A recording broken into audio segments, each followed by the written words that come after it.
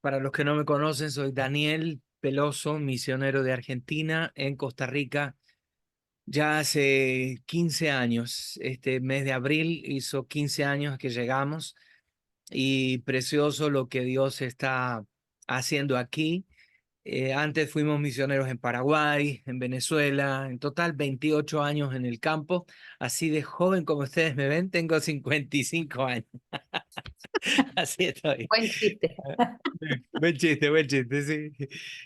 Pastoreamos aquí lo que se llama Iglesia Central de las Asambleas de Dios. Esta es la iglesia número 1 que se fundó en el país hace 81 años. Es una iglesia viejita, pero renovada en el Señor. Una iglesia hermosa. Claudia estuvo predicando hace tiempo atrás con nosotros y ya tenés que volver, Claudia. Te extrañamos, tenés que volver a casa. Y bueno, por otro lado, la iglesia está pasando un proceso de avivamiento, le llamo yo. Hace unos 3 años o 4 años ya, estamos orando diariamente. Hoy habían 31 conexiones. Dentro de cada conexión, 2 o 3 conectados orando en la mañana, 5 a 5:30, todos los días, de lunes a viernes y sábados y domingos de 5 a 6. Y Dios está haciendo algo muy bonito y estamos aprendiendo mucho de intimidad con Dios. Y de eso un poco quiero hablarles. Algo que encontré hace muy poquito tiempo, y de hecho esta es la primera vez que lo voy a hablar, la primera vez que lo voy a mencionar.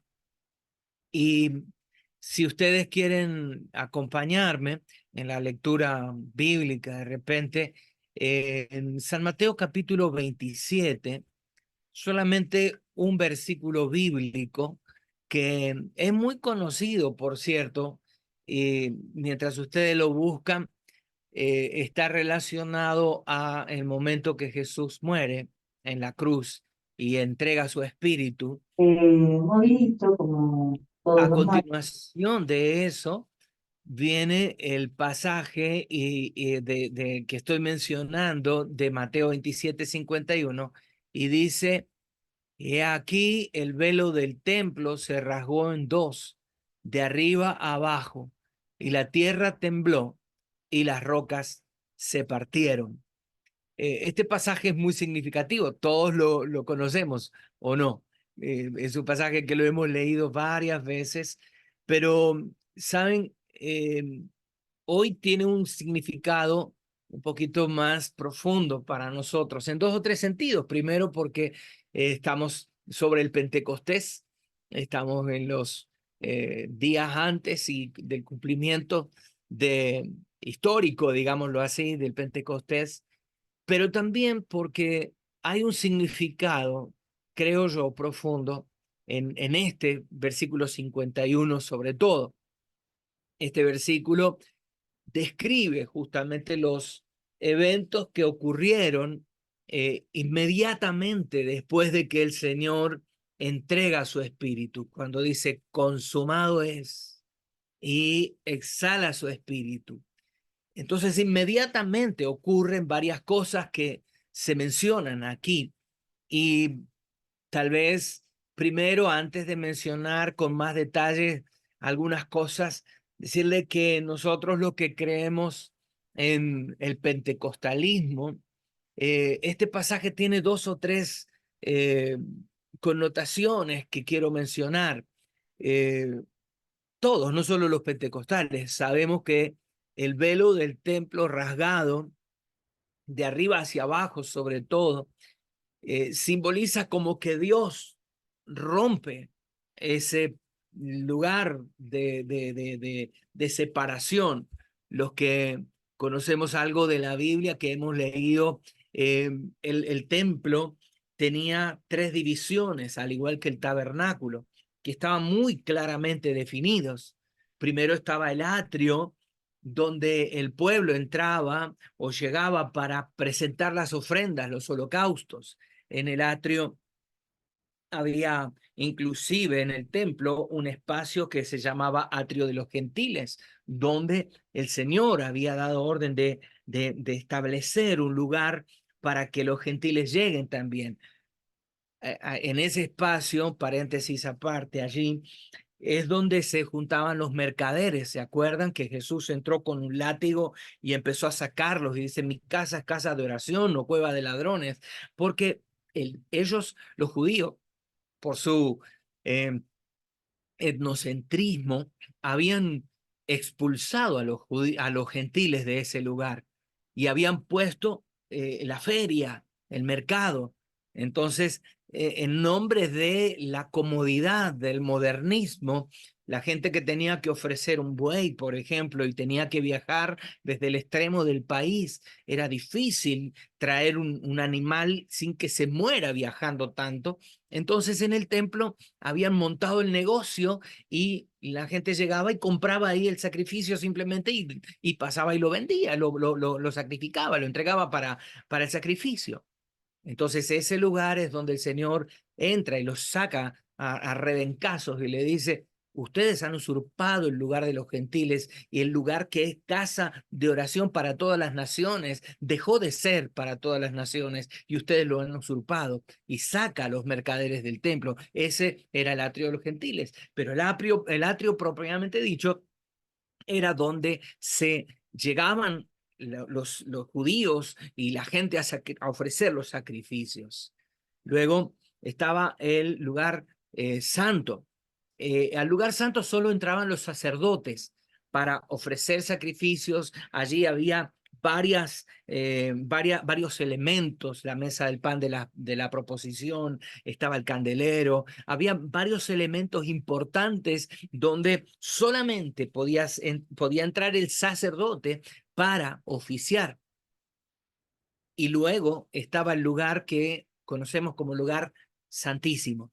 El lugar santísimo era donde habitaba la misma presencia de Dios, que estaba representado por la Shequina en el propiciatorio. Allí había un único mueble en el lugar santísimo y era el arca del pacto que el Señor les ordenó hacer cuando estaban en el desierto por la yendo a la tierra prometida. Adentro había elementos significativos como la vara de Aarón, como un poquito de maná del desierto, que recibieron en el desierto. Entonces, ahí habían elementos muy significativos, pero donde se encontraban las alas de los ángeles allí y entre esta parte plana era el propiciatorio donde se rociaba la sangre de los sacrificios, pero allí estaba constantemente la Shequina. La Shequina que representaba la presencia de Dios para el pueblo. ¿Se acuerdan cuando estaba el pueblo en el desierto que había varias cosas distintivas en su peregrinar? Primero, que habían codornices, que significaba carne que ellos querían diariamente, había maná diariamente, pero había dos cosas distintivas que todos los pueblos veían: una columna de fuego en la noche representando la presencia de Dios en su pueblo, y una columna de nubes en el día que representaba la presencia de Dios también, pero la guía de Dios. Cuando la nube o la columna de fuego se levantaban y empezaban a avanzar, ellos armaban el campamento y caminaban con esa dirección.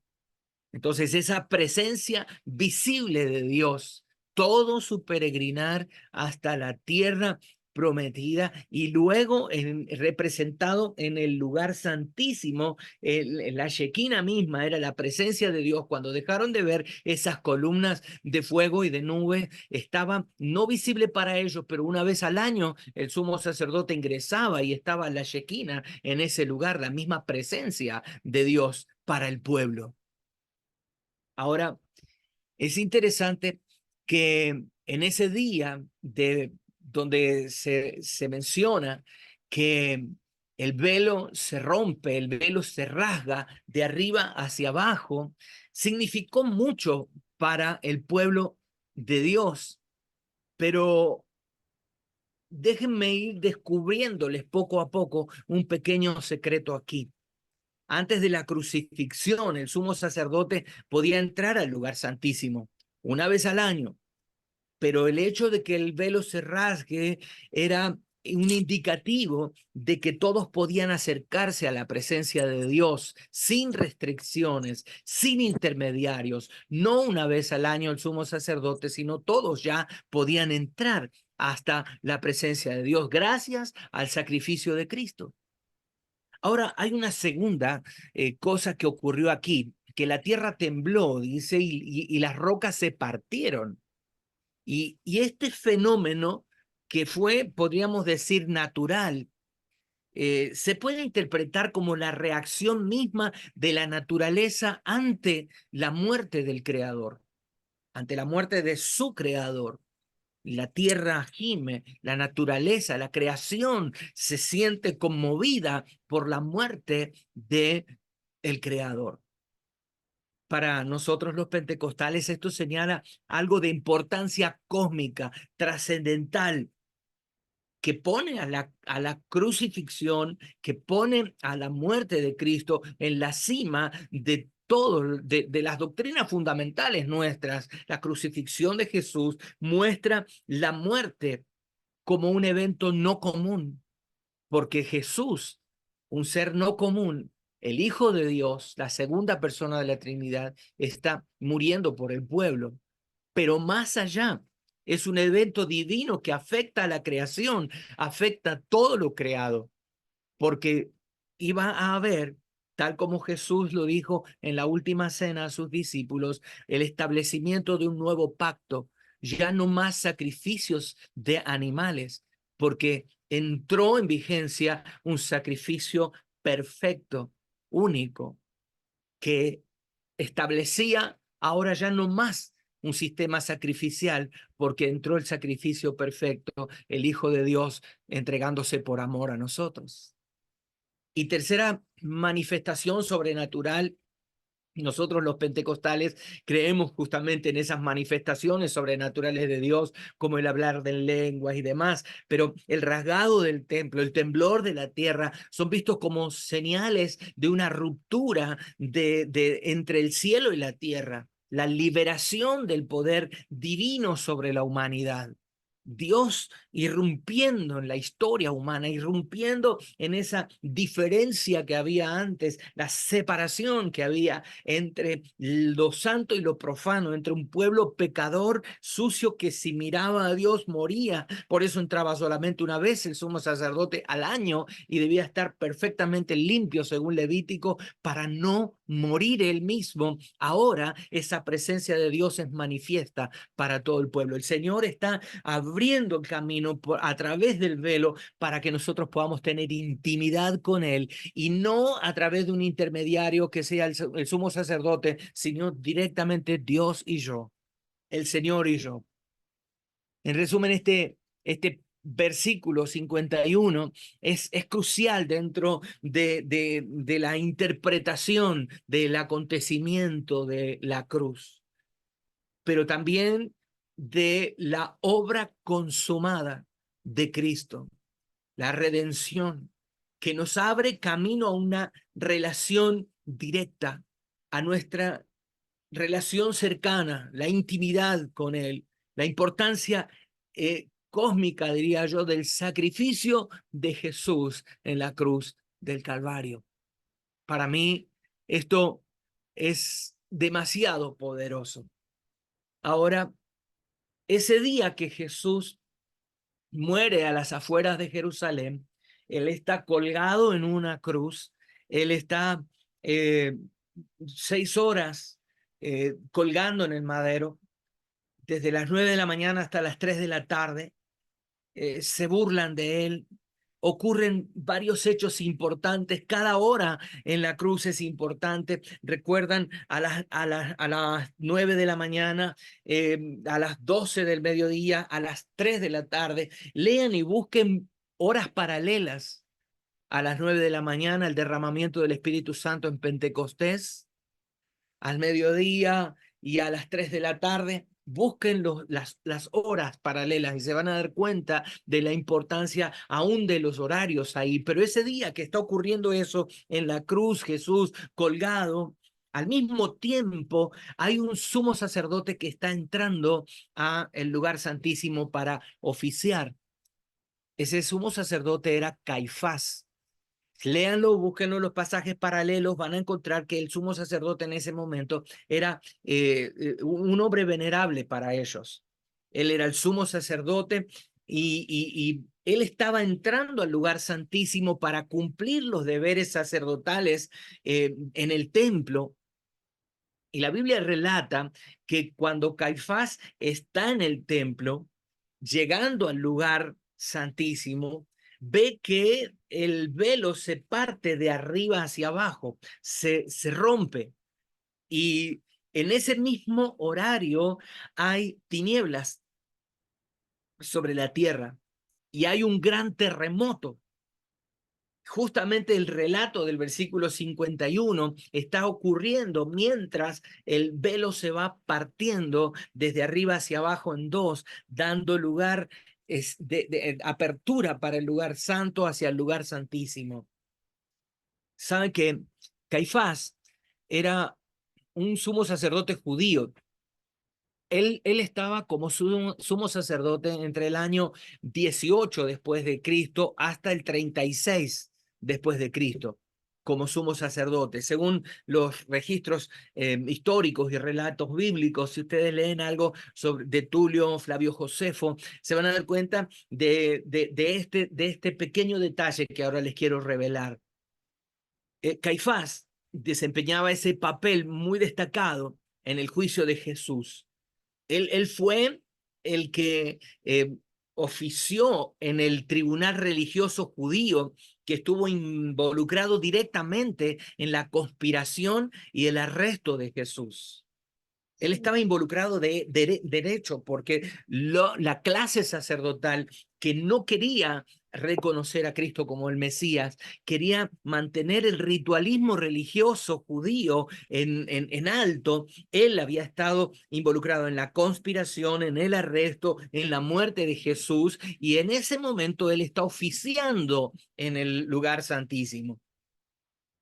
Como se describe en los evangelios, ustedes pueden buscarlo en el Nuevo Testamento, los primeros libros, incluidos San Mateo, habla de que Caifás está en ese momento y él está presente en el templo en el momento que el velo se rasga.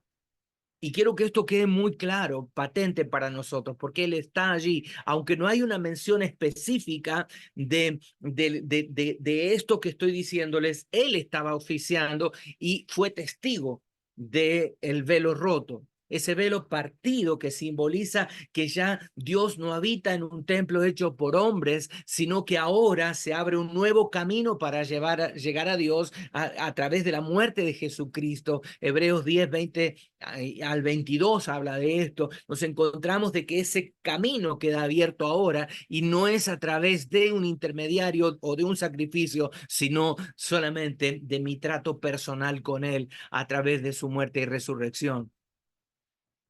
Ahora, me puedo imaginar la sorpresa de Caifás parado mirando ese evento tan importante, el velo rompiéndose.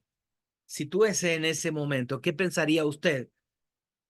Está en la iglesia y de repente hay un terremoto, hay oscuridad y el velo solo, como que unas manos enormes lo toman y lo parten y abren, dejando una sola habitación a aquello que por siglos había sido para ellos el lugar santísimo y el lugar santo, el lugar de la presencia de Dios, el lugar de la Shekinah, el lugar donde solamente una vez al año ahora estaba descubierto. Pero yo creo que esa no era la mayor sorpresa. Yo creo que la mayor sorpresa iba a ser que ya no estaba la presencia del Señor allí. Esa Shekinah queda, yo no sé si se apaga o se va o desaparece, pero ya no estaba más allí. Recuerden que el Señor siempre lo que hizo, por ejemplo, cuando muere Moisés, esconde él el cuerpo para que no lo veneren o hagan una estatua y la adoren de Moisés. En este caso, la Shekinah, la presencia de Dios, era lo máximo para ellos. Entonces el Señor está rompiendo con eso, con esa tradición. Entonces cuando Caifás logra ver a través de ese telón roto hacia adentro, la mayor sorpresa, el mayor descubrimiento es que la presencia de Dios ya no estaba allí. Qué pánico eso hubiese generado en el pueblo.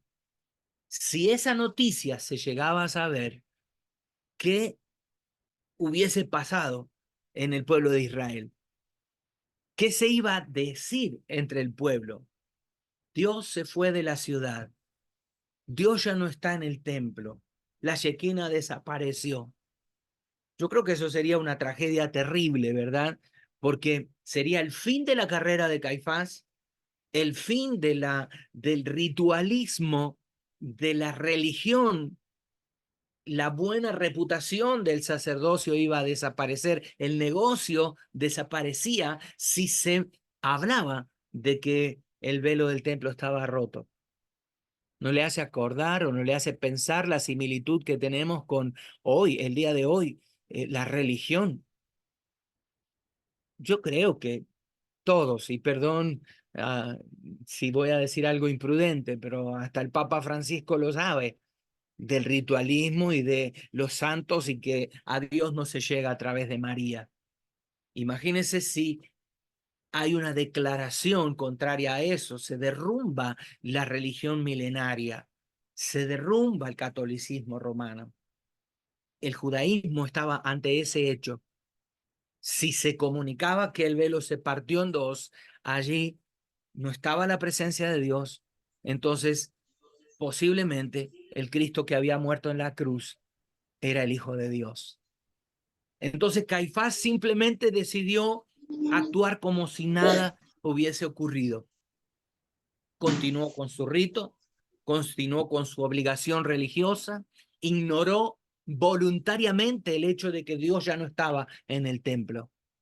Ignoró completamente que Dios no estaba en la ciudad, que la presencia había desaparecido. Imagínense el pueblo desde Éxodo con la columna de fuego, de nube. Luego, cuando están en la tierra prometida y ya con el templo de David, sabían que la Shekinah estaba ahí, que el sacerdote una vez al año iba a hablar cara a cara con Dios, pero de repente, cuando el Hijo de Dios muere en la cruz, el templo, el velo del templo se parte y ya no está la presencia de Dios allí. Entonces, Caifás decide actuar como si nada pasara y continuó los ritos, las obligaciones religiosas, ignoró voluntariamente que el Hijo de Dios ya no estaba allí. ¿De qué me Y qué hablas? interesante esto, porque no solo fue él el que continuó con ese ritualismo, sino que por un periodo de 40 años ocurrió lo mismo. 12 sumos sacerdotes pasaron. Los historiadores judíos nombran, por ejemplo, Caifás fue sumo sacerdote entre el año 18 y el 36 después de Cristo. Después hubo otro sumo sacerdote entre el 36 y el 37 que se llamó Jonathan. Luego estaba Teófilo entre el 37 y el 41. Simeón entre el 41 y el 44. Matías, Elineo, Ananías, José Anás II, Matías, Eliseo, Ananías. Eran los sumos sacerdotes, 12 en total, que en su seguidilla continuaron el ritual del templo sabiendo que había acceso, pero no lo comunicaron al pueblo. Entraron al lugar santísimo, hicieron el mismo terrible descubrimiento que Caifás. Dios ya no estaba en el templo, ya no estaba en el lugar santísimo. Sin embargo, ninguno de ellos dijo nada absolutamente, callaron. La religión se las arregló para seguir funcionando sin Dios. Los religiosos siguieron haciendo todos sus ritos sin tener la presencia de Dios en la ciudad, sin tener la presencia de Dios en el templo. Siguieron con todos los rituales por 40 años. Y lo más trágico de la historia no es eso. Lo más trágico es que el pueblo no sabía que la presencia de Dios no estaba allí. El pueblo no lo sospechó. por 40 años más de ritual. ¿Saben? En el año 70, cuando Tito, el emperador romano, toma la ciudad, destruye el templo y roba todos los utensilios del templo, ahí recién se descubre y el pueblo descubre que el velo del templo había sido roto 40 años antes, el día que Jesús muere.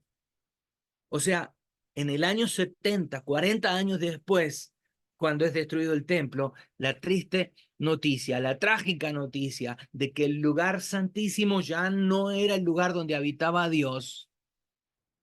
Entonces algo ocurrió allí terrible. 40 años de un salón vacío.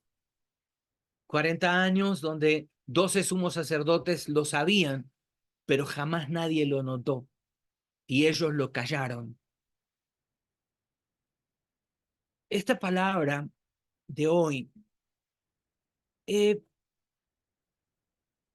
esta mañana cuando yo leía este pasaje y estaba investigando un poquito para hablar de este pasaje, me, me hizo mucho ruido porque yo veo que hoy tenemos sacerdotes que siguen el ritual, pero sin el Dios de dioses.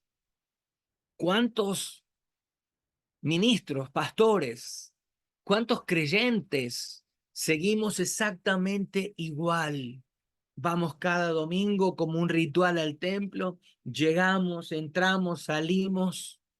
Y sabe lo mismo el culto que tuvimos el año pasado como este. No hubo variación, el mismo ritual. Casi, casi empezamos a cantar cantos gregorianos y hablar las misas en ese idioma.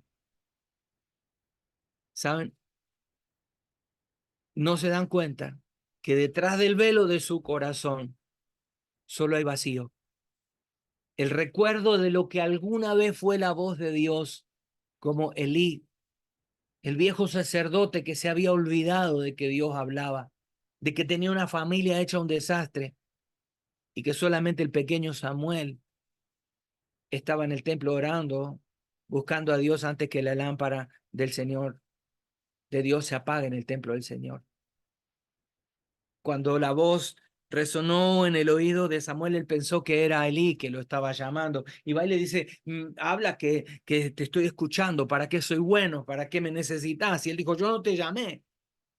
Dos veces así, a la tercera vez el viejo sacerdote que alguna vez había escuchado la voz de Dios, que alguna vez escuchó al Señor hablar, le dice, bueno, yo te voy a dar una fórmula, yo creo que esto está pasando, si no te funciona, olvida, no me creas, pero si escuchás esa voz de nuevo, por favor, decile, habla Jehová, que tu siervo oye.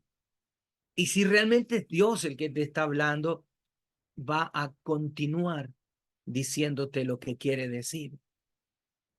El recuerdo de lo que una vez fue la voz de Dios es lo que nos hace vivir a algunos ministros. Ya no hay fuego. El primer amor se apagó hace tantos años. Hace mucho que seguimos simplemente el ritual cristiano evangélico, al igual que Caifás año tras año, al igual que cada sumo sacerdote que pasó año tras año disimulando, pretendiendo ser lo que ya no somos, pretendiendo la presencia de Dios. Y aparece en nosotros lo que llamamos el circo de la religión. La función debe continuar. El circo debe seguir funcionando. Pero adentro de los corazones hay vacío. Tenemos corazones rotos, corazones sin fuego, corazones sin poder. Ya no sentimos el amor de Dios como sentíamos hace años. ¿Qué nos ha pasado? ¿Qué te ha ocurrido? Vuelve a tu primer amor, decía el Señor. Mira a dónde has caído. Regresa y haz las primeras obras. Y si hay alguien que por casualidad se puede sentir parecido hoy aquí en este lugar, yo sentía esta mañana que el Señor nos estaba diciendo, enciende el fuego de nuevo. que la lámpara no se apague en el templo del Señor. Hace 2 semanas hablaba con el pastor Raúl Justiniano y me, me decía algunas palabras que él había escuchado que una profeta le dijo. Y, y hablaba de esto, de encender el fuego de nuevo, de encender la antorcha de nuevo. El Señor quiere volver a encendernos, que el Espíritu Santo, como ese viento recio que cayó sobre los que estaban reunidos en el aposento alto, llene nuestra vida y sople todo lo malo, que ese viento recio arranque toda la religiosidad, la frialdad, el vacío, toda esa desidia, y pueda instalarse de nuevo la presencia del Señor, ya no detrás de un velo, sino en nuestro corazón, como una manifestación de intimidad con Él, como una manifestación de su gracia sobre nosotros. Yo no sé de qué manera o cómo estamos, si estamos actuando como Caifás, como esos 12 sumos sacerdotes que, sabiendo la verdad, la callaron por vergüenza, por temor, y mirándome a mí, haciendo un mea culpa, haciendo una introspección, mirándome para adentro. Yo lo viví. Yo serví al Señor por años. Soy pastor desde los 18 años, pero hasta que vengo a descubrir todo esto hace 5 o 6 años atrás, yo me di cuenta que era simplemente un hombre más común y corriente, parte del juego, parte de la función. Claudia me conoce por muchísimos años más. He sido misionero por 28 años. He sido un líder a nivel de continente de misiones, líder de misioneros. Viajé, prediqué en eventos multitudinarios por todos lados. Pero después que yo me bajaba de la plataforma y me volvía a mi casa, me sentía el único y miserable Daniel Peloso, porque estaba seco, estaba vacío. Era parte de la función, era parte del show. Hasta que tuve en mi vida un momento tan duro, tan difícil. Yo lo conversaba, lo platicaba con alguien esta semana, no recuerdo, porque me dijo, ¿cómo logramos encender un foco de avivamiento? ¿Cómo podemos hacer que la gente se arda espiritualmente? Y yo lo que le dije fue, busca a alguien que esté desesperado. Busca a una mujer, a un hombre que esté desesperado, que sepa que solamente depende de la presencia de Dios, porque si no, sigue siendo el mismo cajón hueco, seco, vacío. Necesitamos de la presencia de Dios. Y muchas veces fingimos que está la presencia de Dios y aún nos animamos a decir, dijo el Señor, y el Señor no dijo nada, porque la presencia de Dios se fue de la ciudad, porque la presencia del Señor se fue del templo, porque estamos secos y vacíos. Pero tal vez es necesario que ocurra un evento como en el año 70, que Tito rompe todo en el templo y la gente se da cuenta que ya no estaba la presencia de Dios, que hacía 40 años se había apartado y que ellos ni se habían dado cuenta. Quisiera ya, para cerrar, ir a lo práctico, a lo nuestro. Estamos 23 conectados aquí y preguntar nada más, ¿hace cuánto que el fuego se apagó? ¿Hace cuánto que en tu vida no arde el fuego? ¿Recuerdan a los 2 discípulos rumbo a Emaús? Jesús se le acerca y se hace como el que desentendido va caminando en la misma dirección que ellos. Y ellos le dicen, camina con nosotros porque es tarde, está peligroso, es de noche, caminemos juntos, hagamos fuercita para que no nos ataquen, acompañémonos en la travesía. Y el Señor se hacía el desentendido todavía. Él le dice, ¿cómo que no entendés lo que está pasando? ¿No sabés que Jesús murió? ¿No sabés que el gran profeta, nuestro líder, nuestro rabí se murió? ¿Que lo crucificaron y lo mataron? Y el Señor no decía nada. Hasta que le dicen, quédate con nosotros, es tarde. No querían dejarlo ir y lo hicieron pasar a casa. Y cuando Jesús tomó el pan y lo partió, le fueron abiertos los ojos y Jesús fue quitado de ellos.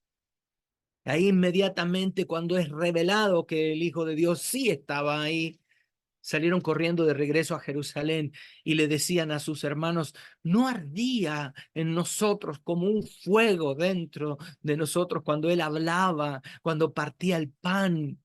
Sentíamos, pero no nos habíamos dado cuenta. Nuestros ojos estaban cegados. ¿Qué tal si en estos poquitos minutos para terminar podemos nosotros hacer esa reflexión y decir, Señor, yo hace tiempo no te siento. Tal vez sea poquito tiempo como Caifás. Tal vez sea mucho tiempo como el último de los sumos sacerdotes antes de la destrucción del templo. Tal vez paulatinamente se apagó el fuego. Tal vez de a poquito se fue extinguiendo por los quehaceres de la vida, por las cosas del ministerio, por la agenda cargada, porque lo dejo para mañana, pero ya voy a prender el fuego otra vez. Por eso la parábola de las 10 vírgenes. Llega este último tiempo donde hay un número que no quiere decir exactamente la mitad, pero hay un cierto grupo que está frío, que no tiene aceite en sus lámparas, que no tienen un depósito de aceite preparado. Por eso Pablo le decía a Timoteo, cuida el buen depósito, cuida tu buen depósito. Mantén el fuego encendido, viene el esposo, tenés que estar preparado porque él va a llamar y llevarse solamente a los que tienen aceite en sus lámparas, los que están listos. ¿Cómo está tu corazón? ¿Cómo está tu vida? ¿Cómo está tu lámpara? ¿Cómo está tu depósito? ¿Cómo está el nivel de religiosidad? Señor, queremos dirigirnos a ti hoy en este momento, en una oración, preocupados, ¿ah? Porque de alguna manera pareciera como que se ha enfriado en nosotros el Espíritu Santo. Tu presencia ya no está visible, tangible, pero tal vez algunos de nosotros como ministros que lo hemos vivido para mantener la apariencia, para mantener el sistema, para que la función continúe, sintiéndonos secos y vacíos, hemos continuado la función, habiendo olvidado cómo se oye tu voz, habiéndote dejado de oír como Elías en la cueva, que no te reconoció en el fuego, que no te reconoció en el terremoto, que no te reconoció en el viento, hasta que tú lo llamaste y le dijiste, quiero que salgas y te voy a hablar. Y él logró afinar su oído contigo para escucharte en el silbido apacible. Tú quieres hablarnos, tu presencia quiere regresar a casa, solamente que nosotros tenemos que estar preparados, Señor. En el nombre de Jesús, te rogamos hoy en esta noche que avives el fuego en nosotros, que podamos avivarlo nosotros, que podamos traer la leña al altar, nuestra vida, el sacrificio al altar. Y allí, Señor, con nuestros pies rotos, quebrados, nuestras rodillas dobladas, clavadas en tierra, tal vez nuestro rostro en tierra, decir, Señor, deje que se apague el fuego, deje que la lámpara se apague. Mi lámpara se ha extinguido, Señor. He cometido tantos errores que la lámpara se fue apagando y no me di cuenta.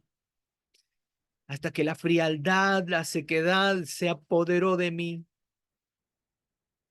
Y hoy, Señor, queremos volver corriendo al altar, como ese símbolo del Antiguo Testamento donde uno corría y se hacía de los cuernos del altar para pedir misericordia. Hoy corremos al altar, Señor, de tu presencia. Y podemos gritar, tengo hambre de ti, Señor, de tu presencia, de tu fragancia, Señor, de tu perfume. Quiero escuchar tu dulce voz, Espíritu Santo, susurrando a mis oídos nuevamente. Devuélveme el gozo de la salvación, decía David. Espíritu noble me sustente, que no sea parte de mí tu Santo Espíritu. Ten misericordia de mí, oh Dios, conforme la multitud, Señor, de tu misericordia. Enciende el fuego en nosotros, que el Espíritu Santo pueda ser derramado como en Pentecostés, Señor. Aviva tu obra, Señor, en medio de los tiempos, decía Habacuc, en medio de los tiempos hazla conocer, Señor, haz conocer tu obra. Haz que seamos ministros llamas de fuego, porque tu palabra lo dice, que tú haces a tus ministros llamas de fuego. Que haya fuego en el altar, Señor. Que haya vidas encendidas en el altar. Que el pueblo pueda escuchar la voz tuya, Señor.